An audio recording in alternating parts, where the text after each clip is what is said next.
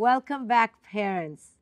We have been expanding our emotional toolkit day by day. We're beginning to see that to be a conscious parent, my goodness, you can't just have love, you can't just have a good intention.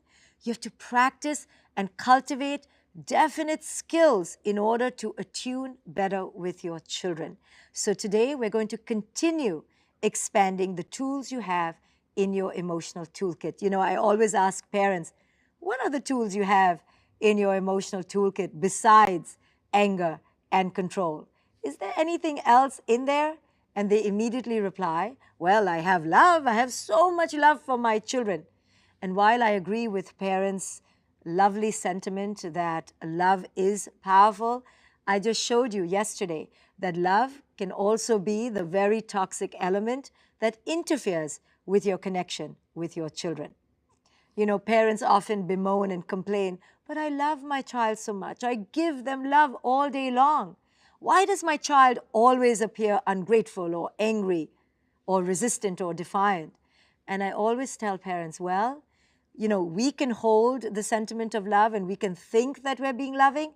But again, what's more important? What you believe you are holding in your heart, your intention? Or is it more important to ask and discover, how is it landing on my child? You know, every child receives and experiences love in a very different way. So maybe you as a parent are thinking that you're being so loving, but if it doesn't land as loving to our children, then what good is that love? So part of being a conscious parent requires us to tweak and fine-tune and adjust and speak in a way and love in a way that lands as love toward our children. And in order to do that, we need to expand our emotional toolkit. We need to use different skills, different levels of awareness than we previously thought we needed. You know, it's so important to expand our emotional repertoire to other skills rather than just the way you typically love. You know, because if we don't learn to love in the way our children need us to, if we cannot attune to how it is they hear, experience, and receive love, then it's quite likely that all the ways we think we're being loving toward our children will actually be received as rejection, as shame, even control on the part of our children. That's why so many parents complain, you know, I'm just being caring, but my kid thinks I'm being controlling. It's because a lot of our care often gets received as control by our children. That's why it's really important to learn other skills in our emotional toolkit so that we can apply love with a greater degree of consciousness.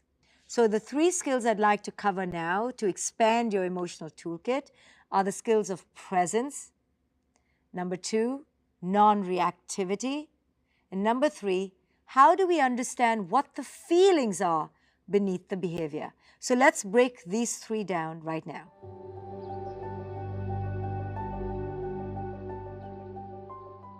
What does presence mean?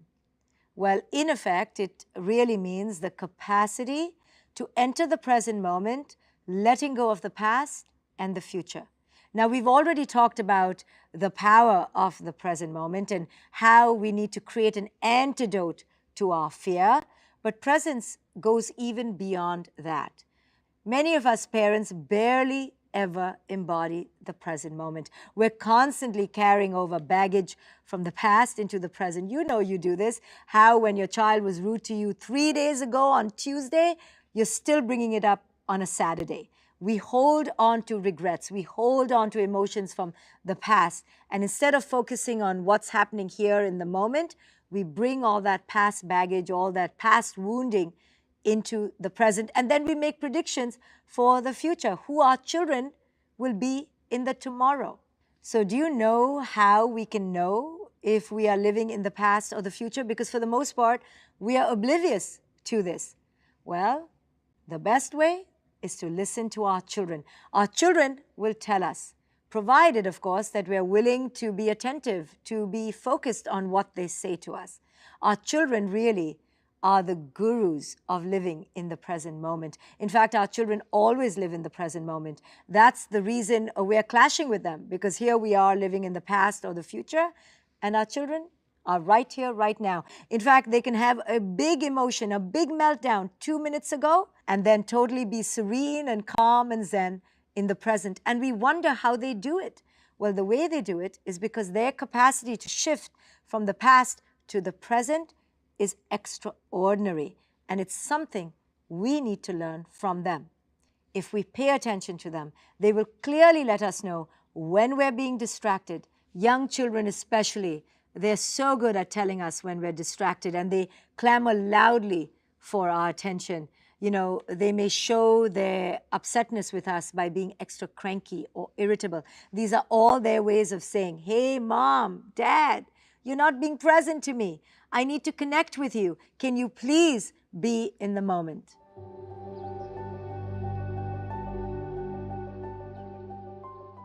So now let's come to the second skill of non-reactivity.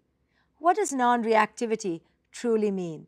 In action, it comes down to the power of that pause I taught you about last week. It is the capacity for the parent to step away from an emotionally charged situation, to recognize their triggers and enter a state of reflection and neutrality, equilibrium. This capacity of the parent to not react in the moment is a key skill that every parent needs to develop right now in their emotional repertoire. I mean, it's our reactivity, our getting triggered, our projecting that really creates the abyss between parent and child. So to learn, to master the skill of not reacting, of just simply not opening our mouths, not saying a word, is really very imperative in creating connection with our children. Instead of flying off the handle and just interjecting every situation with our own emotions, our own meltdowns, is really a skill that we need to develop. And yes, it requires a high degree of discipline and acute awareness on the part of the parent.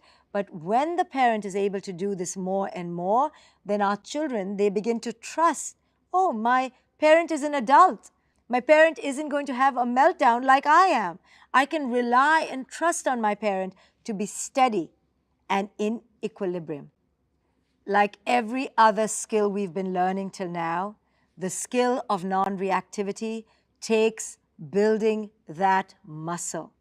And that's why mindfulness is such an integral part of what I teach in conscious parenting, because you can understand something psychologically or intellectually, but putting it into practice requires a deep commitment to mindfulness. So mindfully being aware of being triggered in the moment and then stepping away through that mindful pause is a key skill of a conscious parent.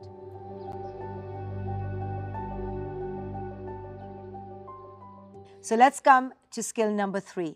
What does it mean to understand the feelings beneath the behavior? Well, it's both quite simple and quite profound. You know, children feel and then they act.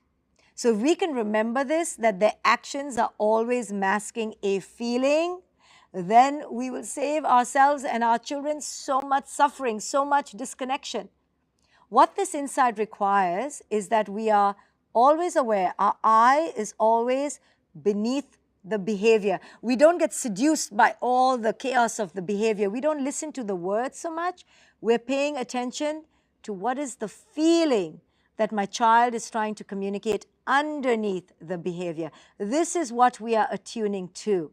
And in fact, when most of us, even us as adults, and especially our children, behave badly, we know.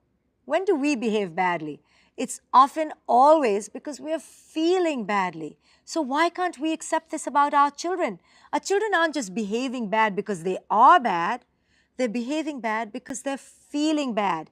When we can shift out of judging our children's surface behaviors and labeling them as bad, and truly empathizing that it's emerging out of a feeling of unworthiness, then we enter our hearts. We move from our minds and we take the escalator down to our hearts. And we begin to have compassion.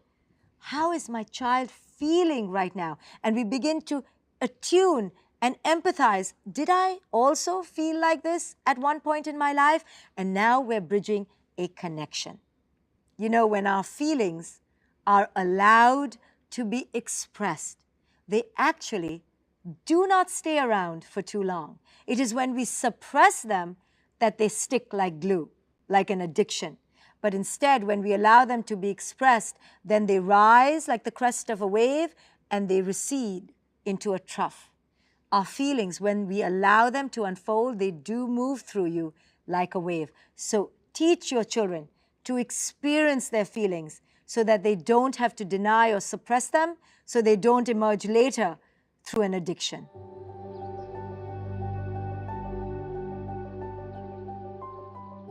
So today's task is truly taking your emotional toolkit and expanding it. We're going to expand it out of reactivity and control into a true unconditional love, into presence, into non-reactivity, and into an emotional literacy that is going to allow you to spiritually and psychologically awaken and connect better with your children. So out of these new tools, which ones do you feel that you currently already have?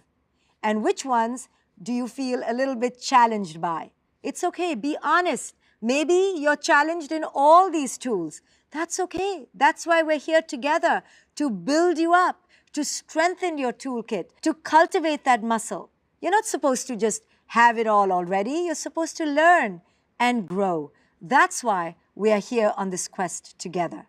And tomorrow, I can't wait to continue this journey with you, because from tomorrow, we're going to now begin to further fine-tune your parenting by zoning in on how you accept yourself.